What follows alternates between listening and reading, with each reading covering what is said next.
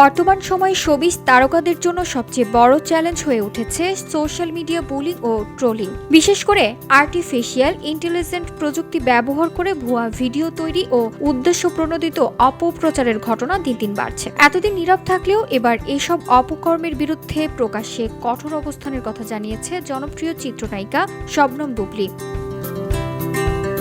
সম্প্রতি এক সাক্ষাৎকারে বুবলী জানান, সোশ্যাল মিডিয়ার বুলিং ও ট্রোলিং এর মাত্রা এখন অসহনীয় পর্যায়ে পৌঁছেছে।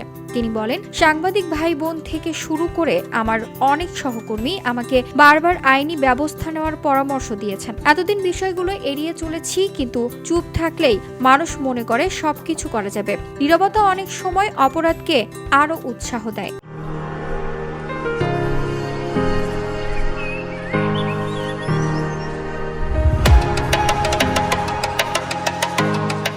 সোশ্যাল মিডিয়ায় ভিউ ও ডলার আয়ের অসুস্থ প্রতিযোগিতাকে এসব অপপ্রচারের মূল কারণ হিসেবে উল্লেখ করেন এই অভিনেত্রী। বুবলির ভাষ্যে, এখন ভিউ মানেই ব্যবসা, মানেই ডলার ইনকাম। নেগেটিভ নিউজ, গুজব কিংবা মিথ্যা ভিডিও ছড়ালে ভিউ বেশি পাওয়া যায়, তাই অনেকেই পজিটিভ কিছু না বলে নেগেটিভকেই হাতিয়ার বানাচ্ছে।